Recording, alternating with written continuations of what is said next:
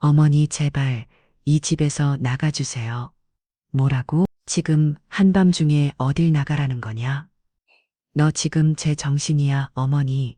돈도 없으시잖아요. 그러니까 이렇게 해야 한다고요. 제발 좀 들으세요. 고약한 놈 평소에 날 아주 무시하더니 결국에는 이렇게 나를 내쫓아 버려? 네가 그러고도 사람이야? 너가 한 행동들 반드시 후회하게 만들어주마. 안녕하세요, 구독자 여러분. 요즘 어떻게 지내시고 계신가요? 인생의 한 걸음, 한 걸음을 묵묵히 걸어오신 여러분의 하루하루가 행복과 평안으로 가득하길 바랍니다. 잠언아, 오늘의 사연은 아들이 어머니에게 무관심하고 심지어 어머니를 집 밖으로 내쫓아 찜질방에서 채우는 이야기입니다. 그러면서 양심도 없이 어머니의 소중한 물건을 노리는데요. 과연 이 가족에게 무슨 일이 일어난 걸까요? 영상 시청 전 구독과 좋아요, 그리고 알림 설정은 앞으로 영상을 만드는데 큰 힘이 됩니다. 그럼 바로 시작하겠습니다. 며칠 전 저녁 산책을 하다 발을 헛디면 넘어졌습니다. 순간적으로 넘어지긴 했지만 그 충격은 예상보다 컸습니다. 결국 병원에서 골절 진단을 받고 며칠 동안 입원하게 되었습니다. 병원 침대에 누워 처음 들은 생각은 아들이었습니다. 그동안 바쁘다며 자주 연락을 못한다던 아들이 평문안을 올까 기대했죠. 다음 날 병실에 혼자 누워있던 저는 아들에게 전화를 걸었습니다. 아들, 나 입원했어. 산책하다가 넘어져서 골절이래. 며칠 병원에 있어야 한데. 전화를 받은 아들은 잠시 당황한 듯 조용했습니다. 그리고는 짧게 대답했죠. 엄마, 요즘 회사 일이 너무 바빠서 병원에 못 갈 것 같아. 대신 돈 보내줄게. 병원비는 걱정하지 마. 그 말이 얼마나 날카롭게 다가왔는지 모릅니다. 물론 아들이 바쁜 건 알죠. 요즘 누구나 바쁘고 그게 생활이라는 것도 이해해요. 그런데 그 순간만큼은 아들의 한마디에 가슴이 찰렁 내려앉았습니다. 저는 돈이 아니라 아들의 얼굴이 보고 싶었거든요. 돈은 됐으니까 시간 돼. 때 잠깐이라도 얼굴 한번 보러 와줄 수 있냐? 그러나 아들의 대답은 단호했습니다. 정말 바빠서 시간이 안 될 것 같아. 나중에 태어나고 내가 집에 한번 갈게. 저는 입술을 깨물며 전화를 끊었습니다. 바쁘다는 이유로 평문안을 오지 않겠다는 아들의 말이 계속해서 마음에 맴돌았습니다. 물론 돈을 보내준다는 말도 고마운 일이죠. 하지만 어머니가 병원에 입원해 있다는 사실 앞에서 돈이 아닌 아들의 따뜻한 말 한마디와 짧은 방문이 더 필요했음을 아들은 몰랐던 겁니다. 입원 한 며칠 동안 간호사들이 오가며 묻곤했습니다. 가족분들 언제 오세요? 저는 그때마다 애써 웃으며 대답했죠. 바빠서 못 온대요. 나중에 퇴원하면 보러 온다네요. 하지만 내심 외로웠습니다. 하루 이틀 지나갈수록 아들이 평실문을 열고 들어올지 모른다는 기대가 사라지고 그 자리를 서운함과 허전함이 대신 채웠습니다. 퇴원 날이 다가왔을 때 저는 혼자 병원 문을 나섰습니다. 퇴원 수석을 마치고 집으로 향하는 길, 괜스레 발걸음이 무거웠습니다. 아들이 보내준 돈은 이미 병원비로 사용되었고 최선에는 남은 병원 영수증만 틀려 있었습니다. 집에 돌아온 후에도 아들의 태도에 대한 생각이 머릿속에서 떠나지 않았습니다. 바쁘다는 이유로 어머니의 평문안을 오지 않고 돈만 보내겠다고 하는 아들, 그 무심한 태도에 상처받지 않기 위해 마음을 다잡아야 했습니다. 몇 주가 지나 아들이 결국 집에 왔습니다. 엄마, 퇴원했네요. 괜찮아요. 저는 담담하게 대답했습니다. 응, 많이 괜찮아졌어. 네가 보내준 돈으로 병원비는 잘 처리했다. 아들은 크게 신경 쓰지 않는 듯 보였습니다. 그 모습에 다시 한번 서운함이 밀려왔지만 더 이상 그 감정을 드러내고 싶지 않았습니다. 아들이 결혼한 후 어느 순간부터 저와의 거리가 점점 멀어지는 것을 느꼈습니다. 처음에는 바쁘겠거니 신혼이, 이 시간이 필요하겠거니 생각하면 옮겼습니다. 하지만 시간이 지나도 아들은 점점 더 체계, 무심해졌습니다. 결혼 전에 자주 오던 전화도 줄어들고 찾아오는 일도 뜸해졌습니다. 가끔은 제가 먼저 전화를 걸어도 아들은 피곤한 목소리로 대충 몇 마디만 하고 끊어버리곤 했습니다.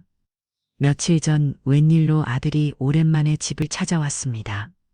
오랜만에 보는 아들이니 반가운 마음에 부엌혀서 이것저것 준비하며 따뜻하게 맞이하려고 했습니다. 아들 오랜만에 왔네. 밥은 먹었니? 하지만 아들은 마지막에 대답하던 말했습니다. 응, 먹었어. 대답이 짧고 무성의했습니다. 그 말 한마디에 저는 뭔가 할 말을 잃은 듯 허탈한 기분이 들었죠. 식탁에 앉아도 아들은 스마트폰만 만지자 꺼리고 저와의 대화는 거의 하지 않았습니다. 요즘 어떻게 지내? 회사는 괜찮니? 저의 물음에도 아들은 별 관심 없다는 듯 똑같이 뭐 별일 없어. 그리고 다시 휴대폰 화면으로 시선을 돌렸습니다. 저와 눈을 마주치지도 않고 대화도 이어지지 않는 그 상황이 너무 서글펐습니다. 결혼 후 달라진 아들의 모습에 저도 점점 말 수가 줄어들었습니다. 집에 와도 말 한마디 제대로 건네지 않는 아들에게 더 이상 무슨 이야기를 해야 할지 모르겠다고 그저 아들이 바쁘다는 걸 이해하려고 했었지만 마음속 깊은 외로움은 가시지 않았습니다.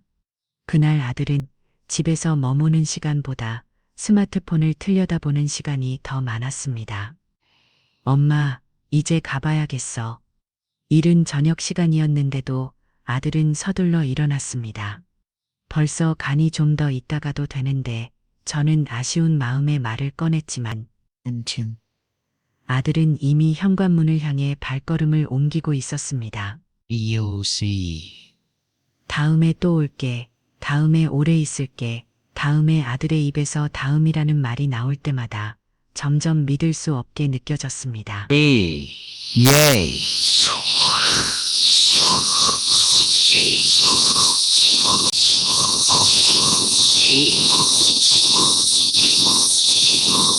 아들이 떠나고 난 집은 다시 조용해졌습니다.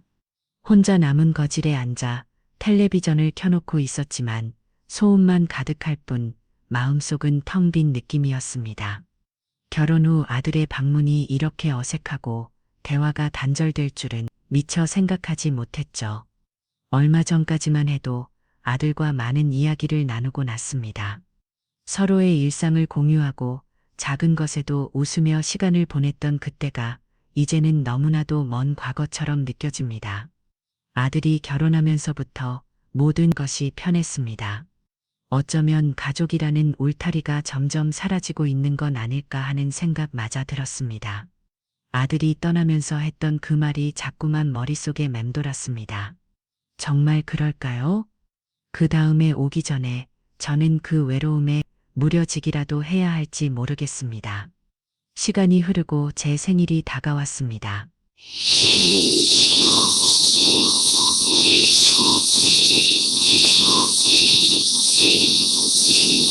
적별할 것 없는 날이지만 그래도 아들이 찾아오길 내심 기대했어요. 아들과 함께 보내는 생일이면 그것만으로도 충분할 것 같았거든요. 아침부터 그 기대를 품고 기다렸습니다. 그런데 아들에게서 온 건 전화 한 통도 아니고 문자 한 줄이었죠. 엄마 생일 축하해. 내가 요즘 너무 바빠서 못 가. 대신 돈 보낼게. 맛있는 거 사 먹어. 짧고 간단한 문자. 메시지에 곧바로 돈이 입금됐습니다. 생일을 축하한다는 말과 함께 돈만 보내는 아들의 태도에 저는 잠시 멍하니 있었습니다.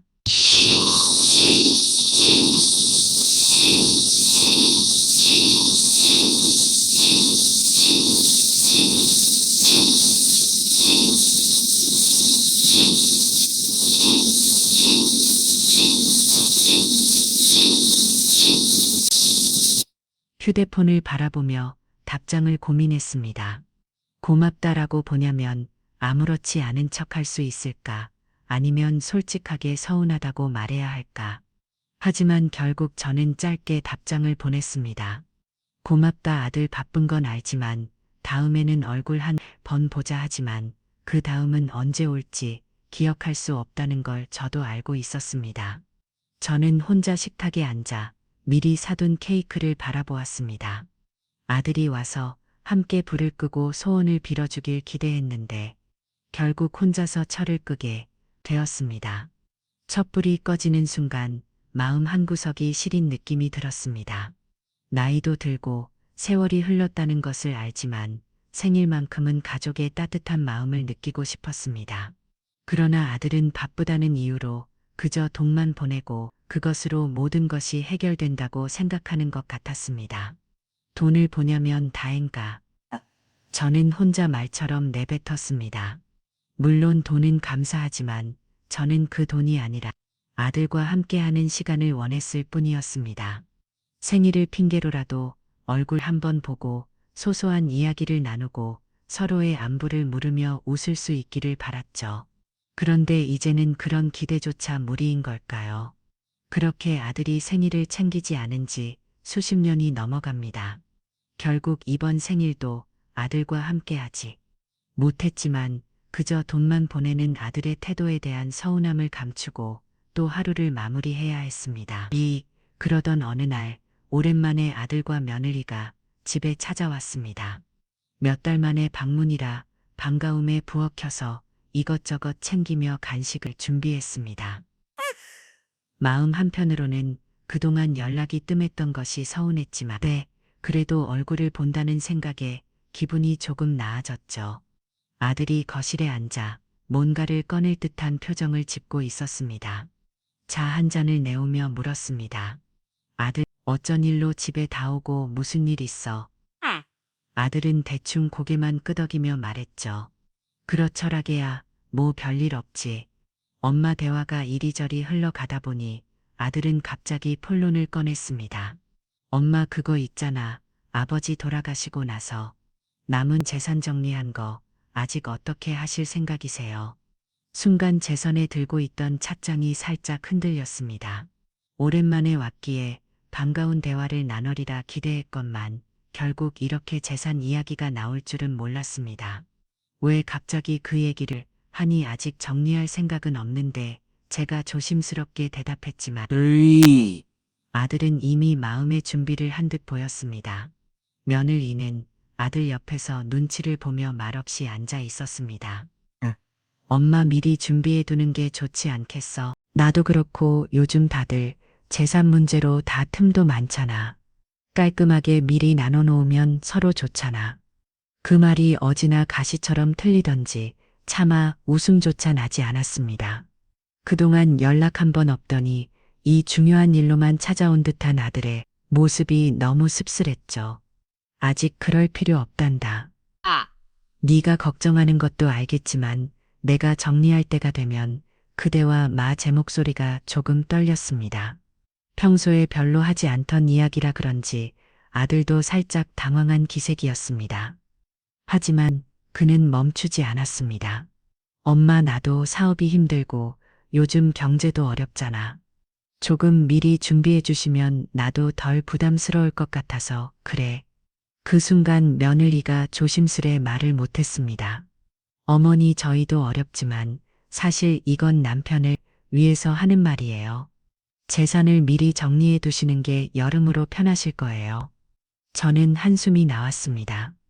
그동안 쌓은 청소적거리가 어느 순간 이렇게까지 벌어졌을까 싶었습니다. 아들과 며느리는 저를 생각해주는 척했지만 사실은 그들의 삶에 필요한 자산만을 이야기하고 있었습니다. 오랜만에 온자리에서 재산 얘기라니 이게 가족이라는 건가 싶어 마음이 너무 아팠죠. 미안하지만 아직은 그런 이야기를 하고 싶지 않구나. 재산 이야기는 나중에 생각할 거예요. 지금은 그냥 서로 안부나 묻고 지냈으면 좋겠다. 아들과 며느리는 잠시 침묵했지만 아들은 쉽게 포기하지 않았습니다. 엄마 나중에 일이 터지고 나서 후회하지 말고 미리 준비하는 게 좋다는 거야. 나쁜 뜻은 아니야. 우리를 위해서도 엄마를 위해서도. 그 순간 저는 더 이상 참을 수 없었습니다. 아들아, 나는 네가 재산보다 내 마음을 먼저 봐줬으면 좋겠다. 돈이 다가 아니야. 네가 이런 얘기하러 온 것만으로도 이미 나는 많이 서운하다. 제 말에 아들은 말을 잃었습니다. 며느리는 머뭇거리며 아들의 팔을 살짝 잡았지만 그도 더 이상 무슨 말을 해야 할지 모르겠는지 입을 닫고 있었습니다. 아들은 결국 짧게 대답했습니다. 알겠어, 엄마, 나중에 다시 얘기하자. 그렇게 둘은 서둘러 자리를 떴습니다. 오랜만에 왔지만 저는 그들의 뒷모습을 보며 더 커져남을 느꼈습니다. 그날 밤 저는 거실에 앉아 한참을 생각했습니다. 재산이라는 게 이렇게 사람들 사이를 멀어지게 할 줄은 몰랐습니다. 하지만 이제 저는 더 이상 재산 문제로 가족의 사랑을 흔들고 싶지 않았습니다. 그들이 진정으로 원해야 할 것은 돈이 아니라 저와의 관계일 텐데 그것을 깨닫는 날이 언제쯤 올까 싶었습니다. 며칠 전 아들과 며느리가 집에 다녀간 후 아들로부터 연락이 왔습니다. 그동안 연락이 뜸하던 아들이 먼저 전화를 주닌 내 심판가 왔습니다. 그런데 그 반가움은 잠시뿐이었죠. 아들의 말은 예상 밖이었습니다. 엄마, 이번 주말에 장모님이랑 다 같이 모임이 있는데 엄마도 같이 오실래요? 차가 대과의 모임이라니 결혼하고 나서 차가 대과 함께 식사한 적은 손에 꼽을 정도였고 그렇게 장식으로 모임에 초대받는 건 처음이었어요.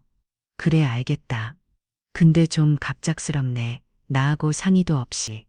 먼저 약속을 잡은 거니 저는 약간의 긴장감이 스쳤지만 최대한 담담하게 물어봤습니다. 응, 바쁘다 보니 그렇게 됐어. 엄마도 오셔서 얼굴도 뵙고 같이 식사하면 좋을 것 같아서. 아들의 말을 들으니 설렘과 두려움이 동시에 밀려왔습니다. 아들 부부와 차가 돼가 사람들 사이에서 내가 어떻게 있을지, 또 그들과 어떤 이야기를 나눌 수 있을지 생각하니 마음이 복잡해졌습니다. 그리고 저와 상의도 없이 자기들끼리 약속을 잡고 저에게 일방적으로 통보를 해서 기분이 좋지는 않았습니다. 하지만 아들 포기도 힘들고 차가 대과의 자리가 흔치 않기 때문인지 저는 가기로 했습니다. 저는 마음을 다잡고 서울로 올라갔습니다. 막상 도착하니 긴장감이 더 커지더군요. 오랜만에 며느리와 아들을 만나는 자리인데다가 그곳에는 차가 대가 식구들이 있을 테니 말이죠. 식사 자리는 서울 시내 고급스러운 한 식당에서 마련되었습니다. 며느리가 말해준 주소로 가보니 정말 깔끔하고 좋은 분위기의 곳이었어요. 식당 안으로 들어서 차가 대가 식구들이 이미 도착해 있었습니다. 어머니 오셨어요? 며느리가 저를 반갑게 맞이하며 자리를 안내해 주었습니다. 그 옆에는 사부인도 앉아 있었습니다. 반갑습니다. 어서 오세요. 저는 사부인에게 정중하게 인사했습니다. 그들은 친절하게 인사를 받아주었고 분위기는 나쁘지 않았습니다. 하지만 대화가 시작되면서 저는 어색함을 떨칠 수가 없었습니다. 차가 돼가 식구들과 아들은 서로 웃고 떠들며 자연스럽게 이야기를 이어갔지만 저는 대화에 끼어들 타이밍을 찾기가 어려웠습니다. 그저 미소만 지으며 가끔 고기를 끄덕이는 게 전부였죠. 식사가 진행되는 동안 아들은 제게 특별히 말을 걸지 않았습니다. 오히려 차가 돼가 어르신들과 주로 이야기를 나누는 모습에 조금 서운한 마음이 들었습니다. 내가 여기서 꼭 있어야 하는 자리였을까? 라는 생각이 문득 들었습니다. 그럼에도 저는 마음속 서운함을 억누르고 최대한 그들과 어울리려고 애를 썼습니다. 어머니 음식 김맛에 맞으세요? 며느리가 물어보며 저에게 신경 쓰는 듯 보였지만 며느리의 시선은 계속 사부인과 아들에게 향하고 있었습니다. 그 모습을 보며 저는 알 수 없는 외로움이 밀려왔습니다. 그런데 그 순간 사부인은 미소를 띠며 대답했습니다. 그런데 사부인, 명품 가방 하나 정도는 메고 오셔야 하는 거 아닌가요? 요즘은 또 명품 가방 매는 게 유행이잖아요. 그 말이 떨어지자마자 제 얼굴이 굳었습니다. 순간 머릿속이 하얘졌지만 억지로 미소를 지으며 대답했습니다. 아이고, 저는 명품보다는 편한 게 좋았어요. 그러나 사부인은 계속해서 무시하는 듯한 태도로 말을 이어갔습니다. 그래도 중요한 자리에서는 어느 정도 체면을 차려야 하지 않겠어요? 저희 집에서는 그런 부분을 많이 신경 쓰거든요. 사부인의 말은 무시한 듯 하면서도 날카롭게 느껴졌습니다. 옆에서 며느리도 불편한 듯 저를 힐끗 보며 아무 말 없이 앉아 있었습니다. 식사 내는 사부인은 계속해서 저를 아래 위로 훑어보며 압박을 주는 듯 했습니다. 저는 분위기를 망치지 않기 위해 대충 웃으며 넘어갔습니다. 그러나 사부인의 무시는 식사 도중 계속되었습니다. 이 집은 꽤 고급이라 예약 잡기도 힘든데 사부인께서 이런 곳 자주 오시나요? 사부인의 말에 저는 그저 웃으며 고기를 저었습니다. 에, 아니요, 이런 곳은 잘 오지 않아요. 에, 그렇군요.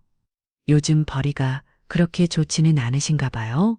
저희는 자주 와서 익숙해요. 분위기가 정말 좋지 않나요? 사부인의 말 속에는 마치 제가 그들과 다른 세계에 속해 있다는 느낌이 가득 담겨 있었습니다. 예, 대화는 점점 불편해졌고 마음속 갈등이 깊어졌습니다. 무시하는 듯한 사부인의 태도에 속이 상했지만 아들 부부가 있는 자리에서 싸움을 일으키고 싶지는 않았습니다. 그냥 넘어가자고 스스로를 달래며 식사를 마치려 했습니다. 하지만 사부인은 마지막까지 저를 향해 은근히 비꼬는 말을 멈추지 않았습니다.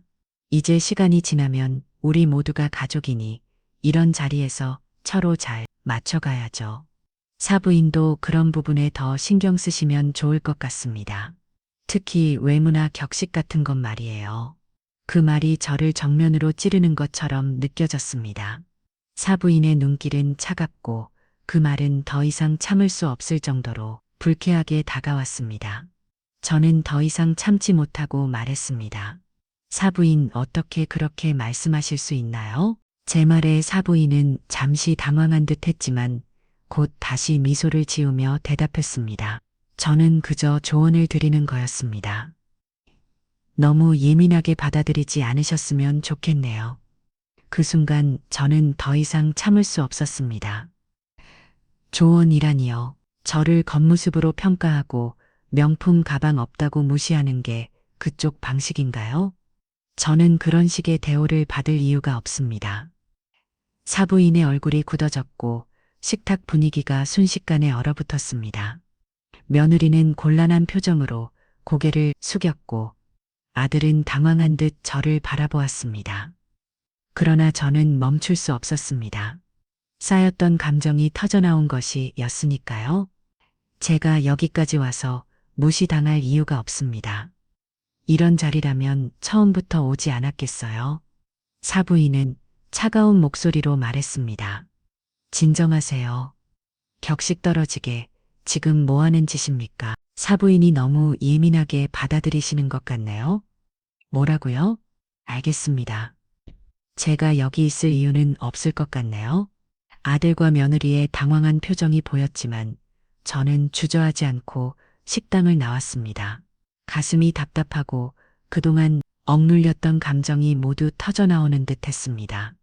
밖으로 나오자마자 아들이 뒤따라는 나와 제 손을 붙잡았습니다. 엄마, 왜 그렇게까지 하셨어요? 그냥 좋게 넘어갈 수 있었잖아요. 장모님도 그런 뜻으로 말한 게 아니에요. 아들의 말에 저는 더 화가 났습니다. 좋게 넘어가라고. 너는 지금 누구 편이야? 네가 나를 이해해야지. 왜 나한테 그러니?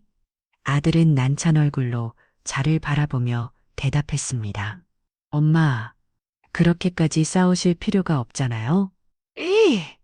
그냥 서로 이해하고 넘어가면 될 문제였는데 왜 이렇게 큰일을 만드셨어요? 저는 그 말을 듣고 더 이상 참을 수 없었습니다. 너는 네가 무시당해 본 적이 없으니 이렇게 쉽게 말할 수 있지. 내가 너희 때문에 여기까지 왔는데 무시당하고도 웃으라는 거냐? 이러려고 나를 이 자리에 초대했니? 제 목소리가 점점 격해졌고 아들은 그저 조용히 듣고 있었습니다. 한참을 그렇게 서서 서로를 바라보다가 저는 더 이상 말을 잇지 못하고 등을 돌려버렸습니다. 20으로 돌아가는 길. 마음속에는 철어움과 분노가 뒤섞여 있었습니다. 아들이 내 편이 대해 주기를 바랐지만 결국 저를 이해해주지 않는 듯한 태도가 너무 아팠습니다. 가족이라면 내가 무시당하는 상황에서 내 편이 대해 주기를 바랐는데 아들은 오히려 사부인을 두둔하는 듯 했습니다.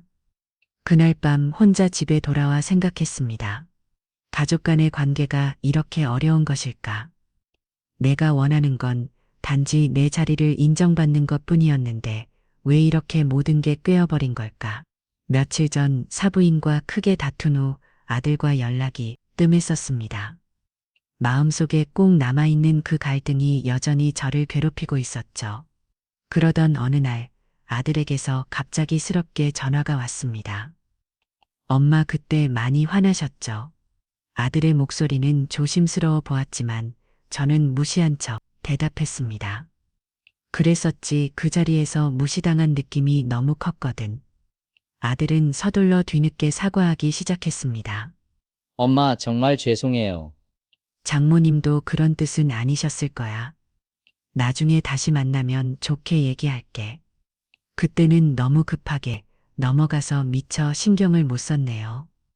아들의 사과를 듣고 조금은 마음이 풀리는 듯 했지만 여전히 그때의 상처가 남아 있었습니다.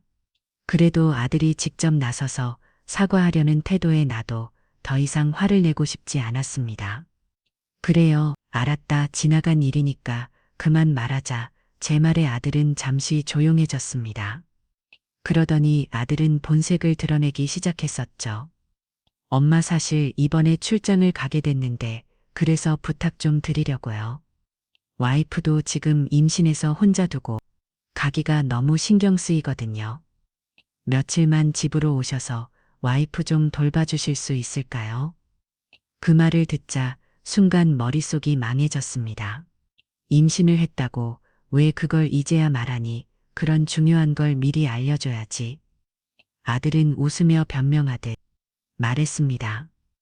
말하려고 했는데 타이밍을 놓쳤어요. 그래서 이번에 엄마가 좀 봐주시면 저도 마음이 놓일 것 같아요.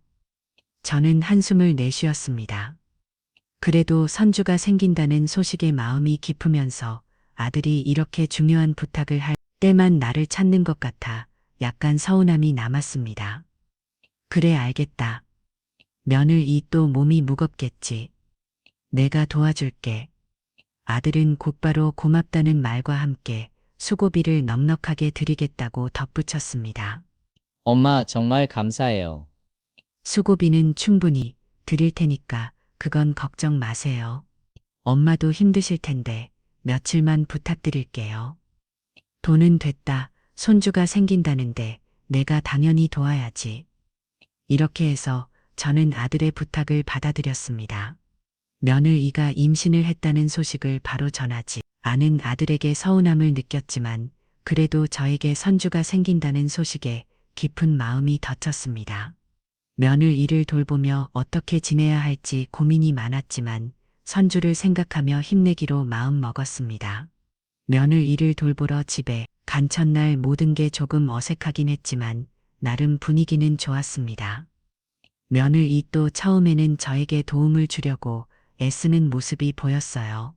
어머니, 제가 먼저 설거지 할게요. 그래도 몸을 너무 움직이지 말라고 하니까 조금만 도와주세요. 저는 그 말에 살짝 웃으며 대답했습니다. 그래 너도 쉬어야지. 설거지는 내가 할 테니 너무 걱정 말고 내 몸 먼저 생각해라. 며느리는 잠깐 고맙다는 표정으로 웃더니 곧 몸이 무거운 듯 주저앉았습니다. 처음에는 그래도 서로 도와가며 집안 일을 하려는 분위기였죠. 하지만 시간이 지날수록 상황이 조금씩 달라지기 시작했습니다.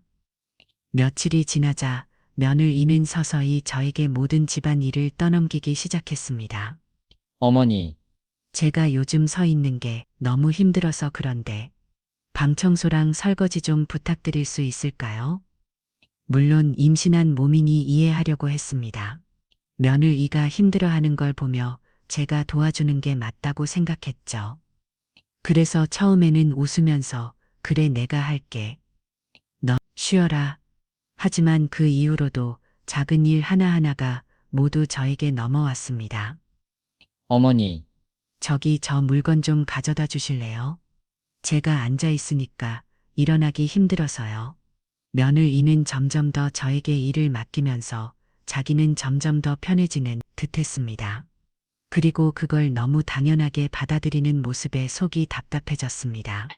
처음에는 그냥 제가 도와주는 게 맞다고 생각했지만 시간이 지날수록 점점 더 며느리의 태도에 의문이 들기 시작했습니다.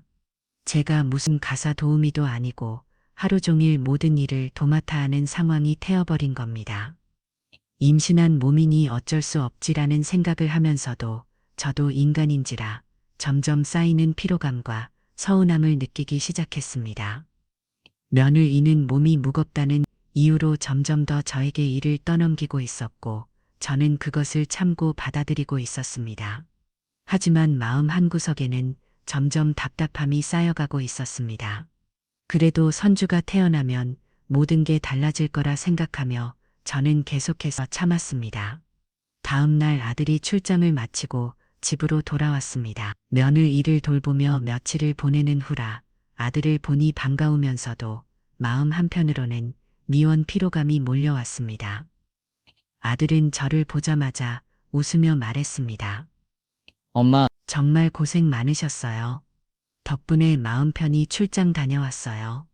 그러더니 아들은 주머니에서 조심스럽게 봉투를 꺼내 제 손에 건넸습니다. 이거 엄마 수고비입니다. 50만 원이에요. 정말 감사해요. 돈은 부족하지만 다음에 더 드릴게요. 순간 그 봉투를 받는 제 손이 잠시 얼어붙는 것 같았습니다. 아들이 준 돈봉투를 바라보며 머릿속이 복잡해졌습니다. 처음엔 고맙다는 마음으로 받으려고 했지만 시간이 갈수록 그 돈봉투를 무겁게 느껴졌습니다. 마치 제가 가사 도우미가 된 듯한 기분이 들었죠. 사실 며느리 일을 돌봐주겠다고 했을 때는 그저 가족으로서 도와주고 싶었을 뿐이었습니다. 며느리가 임신한 몸이니 아무래도 돌봐줄 사람이 필요하다고 생각했고 아들을 위해서 도와주는 것이 당연하다고 여겼습니다. 그런데 이렇게 수고비를 받으니 마음이 묘하게 불편해졌습니다. 이건 안 받아도 돼. 너희를 도우려고 온 거지. 돈 때문에 온 게 아니지 않니? 저는 부드럽게 말하며 봉투를 다시 아들에게 건네려고 했습니다.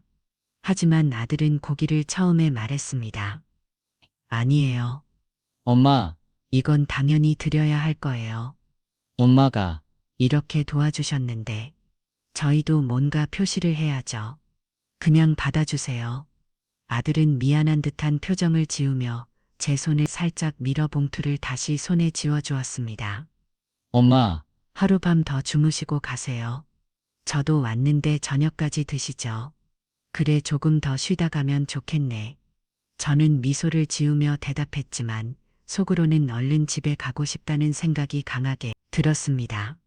그렇게 저녁 식사를 하고 밤늦게 깊이 잠들어 있던 중 갑자기 아들의 급한 목소리에 눈이 번쩍 떠졌습니다. 엄마, 빨리 나가셔야 해요. 아들이 침대 옆에서 급히 저를 흔들며 말을 하더군요. 순간 상황을 이해하지 못한 채 먹는 상태로 아들을 바라봤습니다. 무슨 일이야? 왜 이러는 거니? 저는 이유를 묻자 아들의 입에서 나온 말에 충격을 받았습니다. 지금 장모님이 오신다고 하셔서 엄마 잠깐 밖에 나가 계셔야 할 것 같아요. 그 말에 온몸이 얼어붙는 듯한 느낌이 들었습니다. 사부인이 온다고 해서 저를 밖으로 내보내야 한다니 그게 무슨 소리인가 싶었죠. 뭐라고 그것 때문에 지금 나보고 나가 있으라고. 저는 너무 당황스럽고 서운한 마음의 말을 잇기 힘들었습니다. 아직 사부인과의 갈등이 완전히 풀리지 않은 건 알고 있었지만 그렇다고 해서 저를 집 밖으로 내몰다니 도저히 이해가 되지 않았습니다. 아들은 미안한 표정으로 고개를 숙이며 말했습니다. 엄마, 죄송해요. 그냥 잠깐만요. 제발. 엄마, 제 체면 좀 살려주세요. 제가 나중에 다 설명해 드릴게요.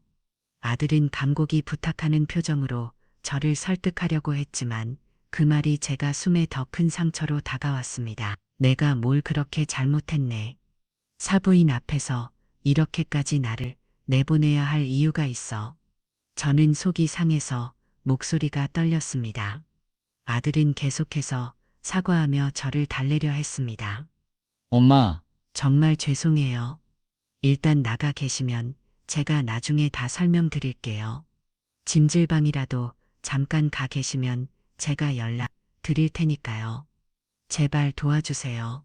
결국 저는 아들의 간절한 부탁에 속으로 억눌린 감정을 사귀며 옷을 챙겨 입고 집을 나섰습니다. 아들의 부탁을 들어주지 않는다면 더 큰 갈등이 생길까봐 걱정됐기 때문입니다.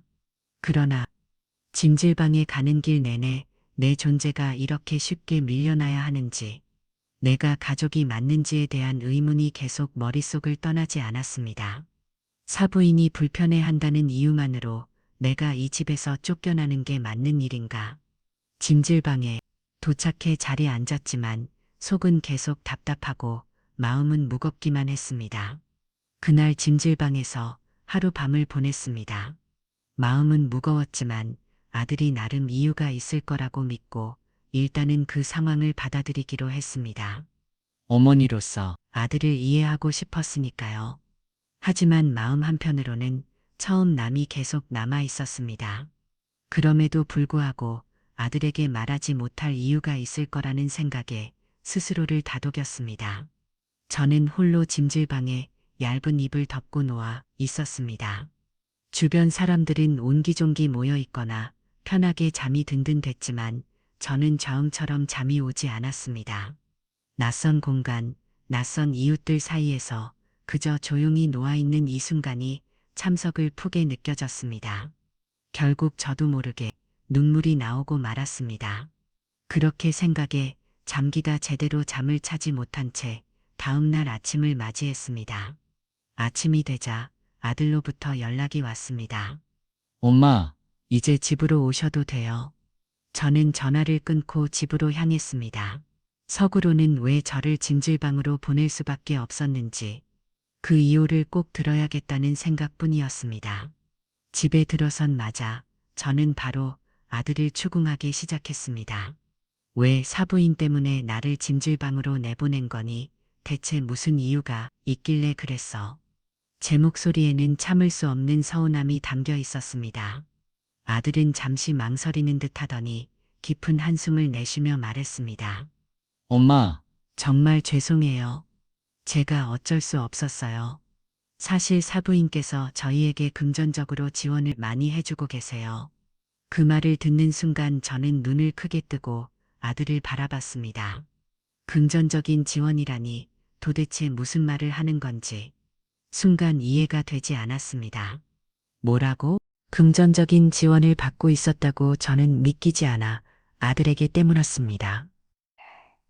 아들은 고개를 떨구며 힘겹게 말을 이어갔습니다. 사부인께서 저희 집 장만할 때도 도와주시고 사업 자금도 일부 지원해 주셨어요.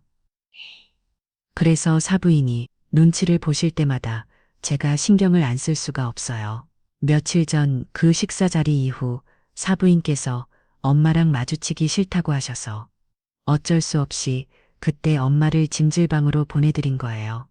아들의 말을 듣는 순간 제 가슴이 찢어지는 듯한 아픔이 밀려왔습니다. 그러니까 사부인이 돈을 줘서 네가 큰 눈치를 본 거구나. 그래서 나를 내쫓은 거야. 나를 돈 때문에 이렇게 대하는 거였어. 저는 도저히 믿기 힘들었습니다.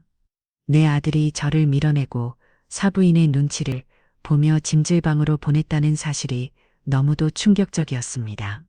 아들은 미안한 표정으로 계속 말을 이어갔습니다. 엄마, 진짜 죄송해요. 제가 어떻게 해야 할지 몰랐어요. 그렇다고 엄마를 이렇게 대하는 게 옳지 않다는 것도 알아요. 정말 죄송해요.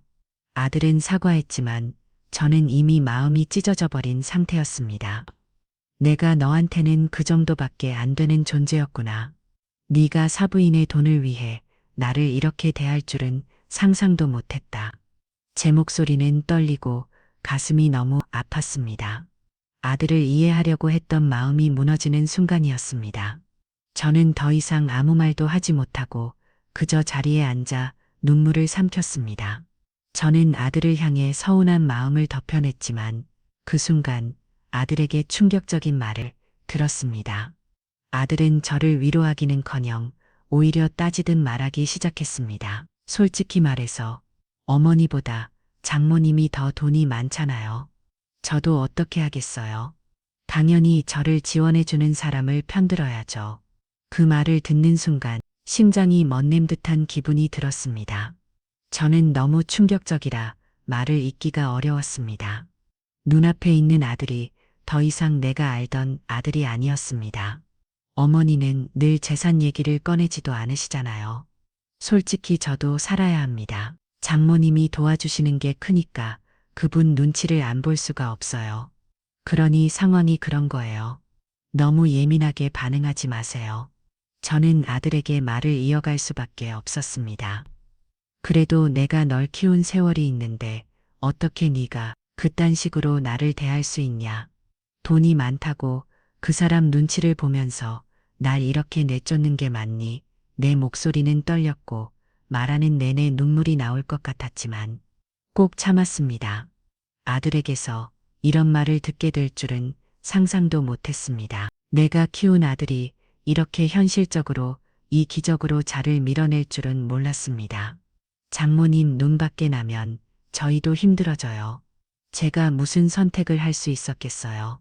아들은 여전히 현실적인 이유를 대며 자신을 정당화하려 했습니다. 하지만 저는 도저히 받아들일 수 없었습니다.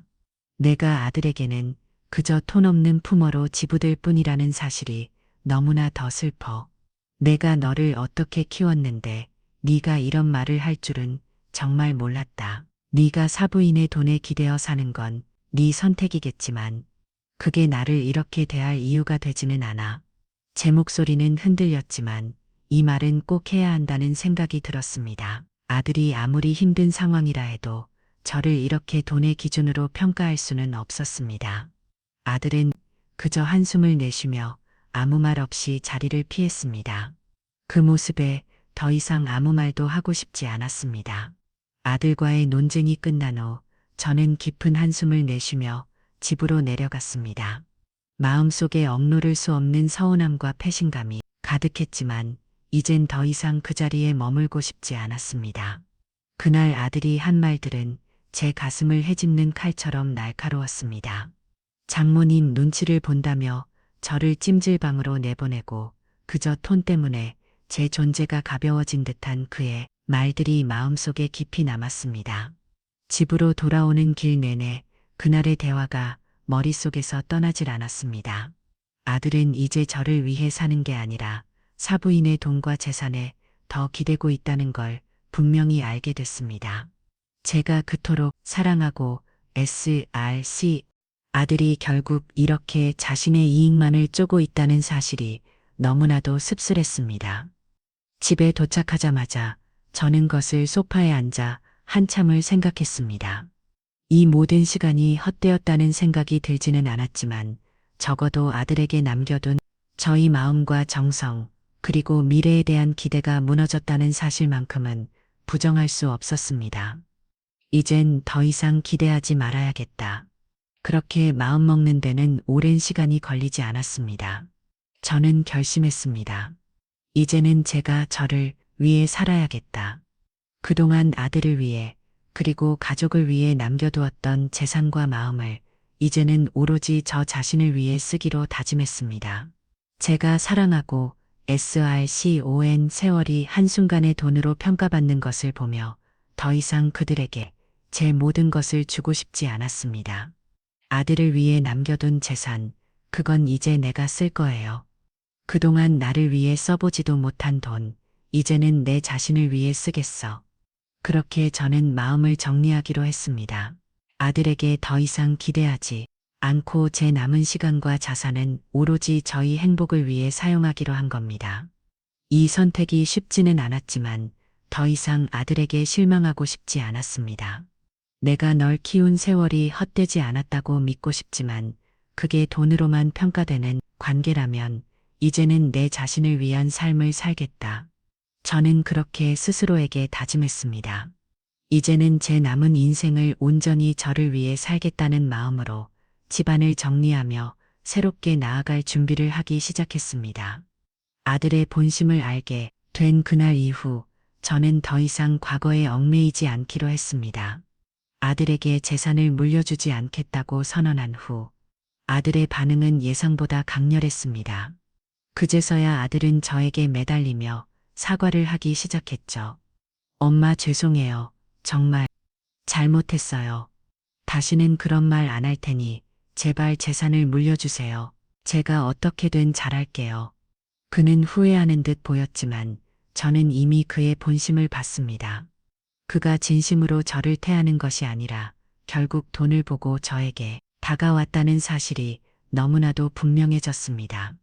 그의 사과는 진심이라기보다는 재산을 잃을까 두려워하는 마음에서 나온 것이었죠. 저는 차갑게 대답했습니다. 이제 와서 후회해도 소용없어. 너의 진짜 마음을 봤기 때문에 더 이상 너에게 재산을 물려줄 생각은 없다. 아들은 제 말을 듣고 절박한 표정을 지었지만 저의 마음은 이미 굳어졌습니다. 엄마 정말 다시는 그러지 않을게요. 이번 한 번만 용서해 주세요. 저도 힘들어서 그랬어요.